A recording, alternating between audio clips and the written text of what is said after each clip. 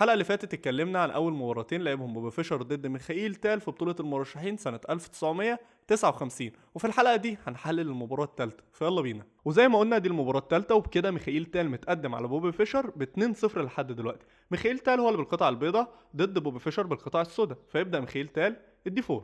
بوبي فيشر يرد عليه ويطلع بالحصان بتاعه في الاف 6، وكده هيلعبوا كينجز انديا. فيرد تال ويطلع بالبيضاء في السي 4. فيشر يكمل افتتاحيه كينجز انديا ويطلع بالبيضاء في جي 6 تحضيرا اللي هو يطلع بالفيل، وبعد كده يبيت. تال يطلع بالحصان، فيشر يطلع بالفيل. تال يقدم بيضاء الاي 4. فيشر دلوقتي لازم يقدم بيضاء الدي 6 علشان يمنع زقه بيضاء الاي 5. ففعلا فيشر يقدم بيضاء الاي 6.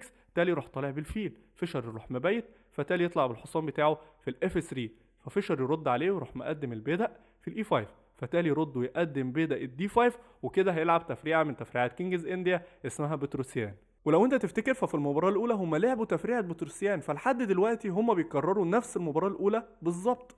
بوبي فيشر يطلع بالحصان في الدي 7، نفس النقلات بتاعه المباراه الاولى. تالي يطلع بالفيل عامل بين الحصان. فيشر يقدم البيضاء بيهدد دلوقتي كل الفيل يرجع في الاتش 4. لحد دلوقتي مفيش اي اختلاف على المباراه الاولى. بعد كده فيشر يقدم البيضاء بتاعه في الاي 6، ودي نقله مش دقيقه في الموقف ده، علشان انا شرحت في الوضعيه اللي فاتت ان احسن نقله ان هو يقدم البيضاء في جي 5 يهدد دلوقتي كل الفيل يرجع نضحي بالحصان، هو ياكل بالحصان، احنا نروح مقدمين البيضاء في الاف 5 نهدد ان احنا ناكل الحصان يرجع، فنروح مقدمين البيضاء في الاف 4 ونهدد ان احنا ناكل الفيل. فلحد دلوقتي هم لعبوا نفس الافتتاحيه حتى بنفس الاخطاء، فهم ما كانش عندهم انجن يقول لهم ان النقله دي غير دقيقه او النقله دي مش صح، وان احسن نقله ان هم ياكلوا البيضاء اللي موجود في الاي 4. هم كانوا بيحللوا لنفسيهم وكانوا بيلعبوا بناء على الاخطاء بتاعت غيرهم، يعني بيتعلموا من اخطائهم او اخطاء غيرهم.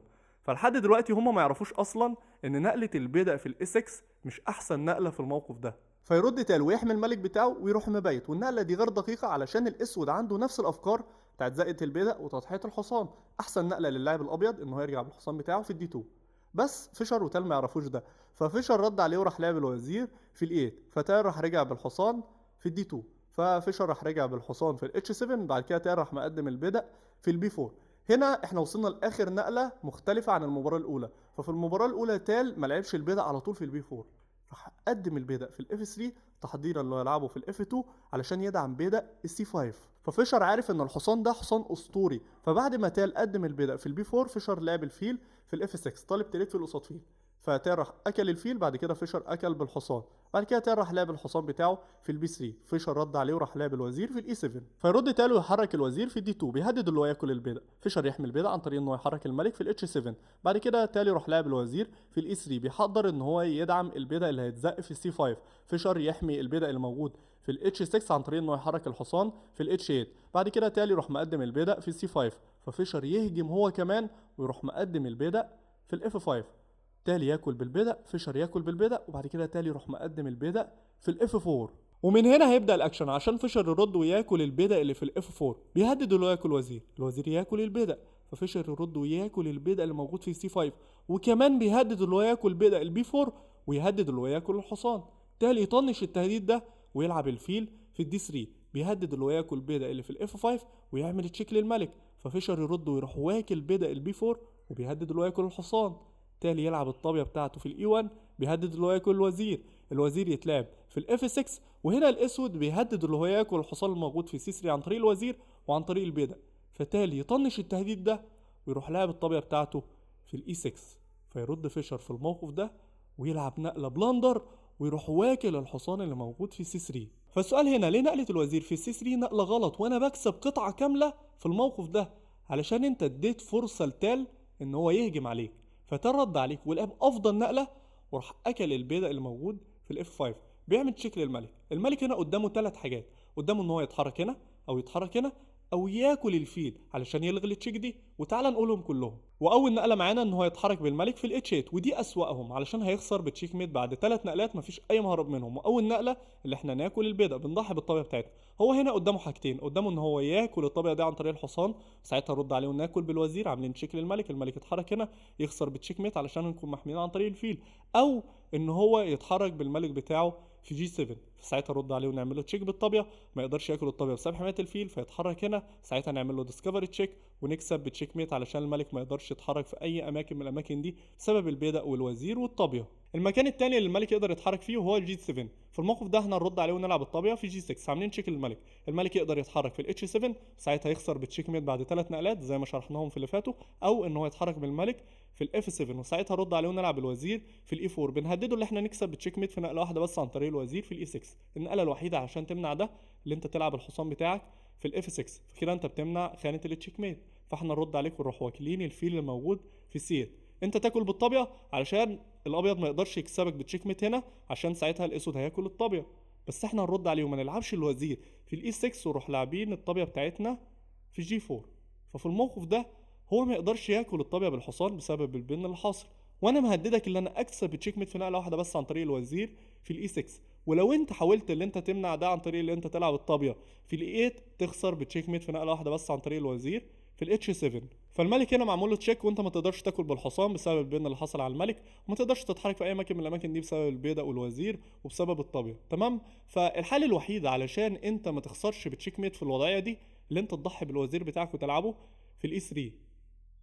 دلوقتي انت عامل شكل الملك وبتقدر ان انت تاكل الوزير ده. احسن نقله للابيض ان هو ياكل بالوزير، ساعتها ترد عليه وتلعب الطابيه بتاعتك في الاي 8. فهو هنا الابيض ما يقدرش يكسبك بتشيك ميت بالوزير في الاتش 7 علشان الوزير ما يقدرش يتحرك في المكان ده في نقله واحده. تمام.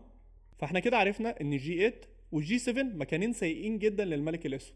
ففيشر لعب افضل نقله وراح اكل الفيل اللي في الاف 5. تال اكل بالوزير عمل تشيك للملك، الملك راح متحرك في الاتش 8 وبعد كده تال رد وراح تلعب الطابيه في الاف 3. بيهدد اللي هو ياكل الوزير وبيحضر اللي هو يلعب الطابيه بتاعته في جي 3 علشان يضغط على الحصان اللي موجود في جي 8. فانت تيجي تقول لي هي مش نقله الطابيه اللي موجوده في الاف 3 نقله غلط؟ انت مش خايف على الملك الموجود في جي 1؟ هو مفيش اي خوف دلوقتي علشان الوزير ده ما يقدرش يعمل تشيك على الملك الابيض الموجود في جي 1 في اي مكان. فهو لو جه هنا علشان يعمل تشيك هيتكل عن طريق الحصان، ولو جه هنا هيتكل عن طريق الطابيه، ولو جه هنا هيتكل عن طريق الطابيه، ولو جه هنا او هنا هيتكل عن طريق الحصان. ففيشر عارف ان مفيش اي مكان يقدر فيه يعمل تشيك، فهو قرر انه يلعب الوزير بتاعه في البي 2. تالي يرد ويروح لعب الطابيه في الاي 8، بيعمل بن للحصان الموجود في جي 8. فيشر في الوضعيه دي في موقف سيء جدا، فتال مهدده اللي هو يجيب الطابيه بتاعته في جي 3 وبعد كده ياكل الحصان اللي في جي 8 وساعتها هيكسب بتشيك ميت. فالنقله الوحيده اللي تمنع الافكار اللي تشيك ميت دي اللي انت تلعب الحصان بتاعك في الاف 6.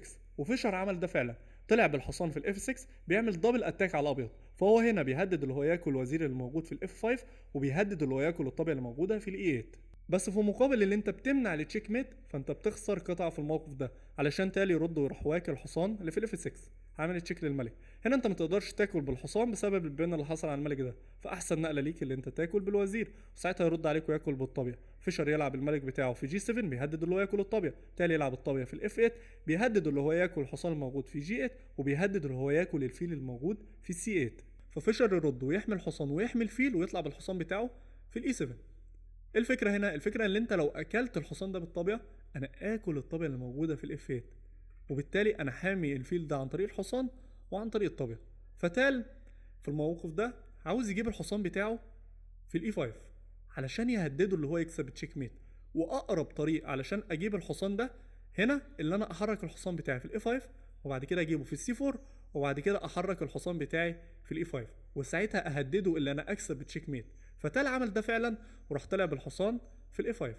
فيشر راح مقدم البيدق، تال راح مقدم البيدق في الاتش 4 بيقفلها ضبه ومفتاح. بعد كده فيشر يروح لاعب الطابيه بتاعته في البيت، فتال يروح لاعب الحصان في السي 4. فيشر يروح مقدم البيدق وبعد كده تال يلعب الحصان في الاي 5. وفي الموقف ده فيشر يقرر ان هو يستسلم.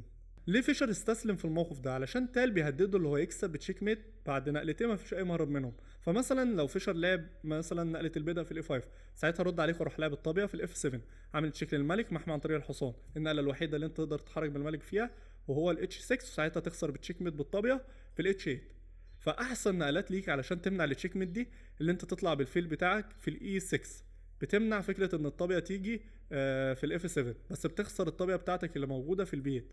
فساعتها هو ياكل الفيل وانت تهرب بقى مثلا بالطابيه بتاعتك وتحركها مثلا في الاف 2 هكذا. هو معايا طابيتين وحصان قصاد حصان وفيل من اللاعب الاسود وبس. وبكده هنكون وصلنا لنهايه الحلقه بتاعتنا. يا رب التحليل يكون عجبكم مع انه حاسس ان انا ما قدمتش احسن حاجه بسبب ان انا صايم وناقص على المغرب 5 دقايق. كل سنه وانتم طيبين واشوفكم في الحلقه الجايه. سلام.